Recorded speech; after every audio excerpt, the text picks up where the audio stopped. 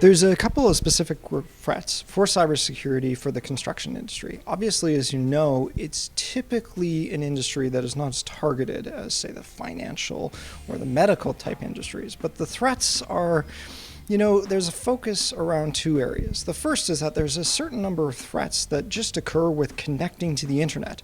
It's a lot like individuals walking down the street and checking door handles. You may get broken into simply because you're vulnerable. Those types of threats would include things like denial of service attacks and various types of exploits because of patching type issues. The second threat would obviously be a little more targeted. And for that, we're talking about things like the type of information that's critical for construction. So estimating type processes, bid type processes. These are types of things that, the information is very sensitive, particularly before a bid is won. Although, as I said, not as targeted as some of the other industries, it's certainly an area to consider that you may be at risk of losing that information. We do run into some resistance around, as you mentioned, individuals a little more used to the way they're doing business without computers. I wouldn't say it's particular to the construction industry, though. We do see that all across any number of industries. You can imagine in the medical industry, various doctors have the exact same challenges. How do you get around that? How do you work with that? It's probably a combination of education and then just showing the individuals how this can make their life a little better. Some people are never going to use email. They're always just going to print, as you mentioned.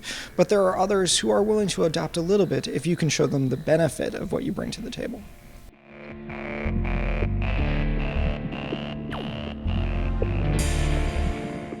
If we were to pick some of the outliers, like the smart cars or the thermostats or the smart fridges, when it comes to what most people call those things, the Internet of Things. And when it comes to that type of data, you're quite right. It's probably not the most interesting type of data to hack, but then you get into a type of attacker who's more interested in seeing what they can do. It wouldn't be interesting in the sense that you couldn't translate it into value, like money. You couldn't sell it. But from a reputation perspective and from the perspective of, can we do it? Can we see if this will actually work? It does become more of an entertaining factor for those who are going after that data. We do see a couple of trends when it comes to safety and technology. The first is particularly in sites like, or industries like construction or mining and those types of industries, we do see smarter technology, smarter mines, smarter construction sites. And in that case, obviously, that the technology is going to start affecting safety. The other type of trend that we see is around just the documentation and getting a sense of, although it's not directly impacting safety, it's more around things like incident reports and the privacy that may be in there, as well as design types of reports that may or may not lead to mistakes that could then indirectly lead to safety.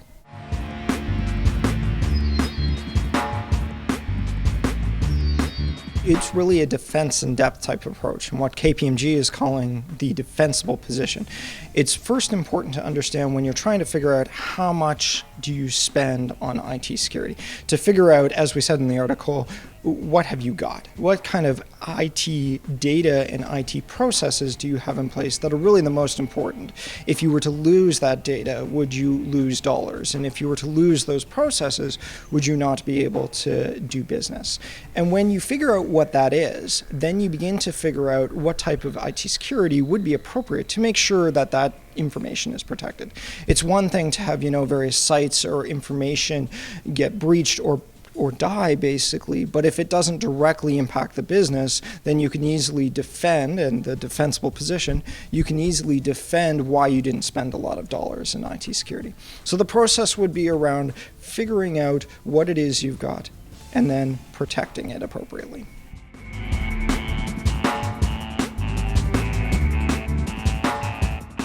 Attacks against the infrastructure are not as common as attacks against people. When you think of your personal email, when you think of, people phoning up the desk at the help desk and basically pretending to be someone when they're not.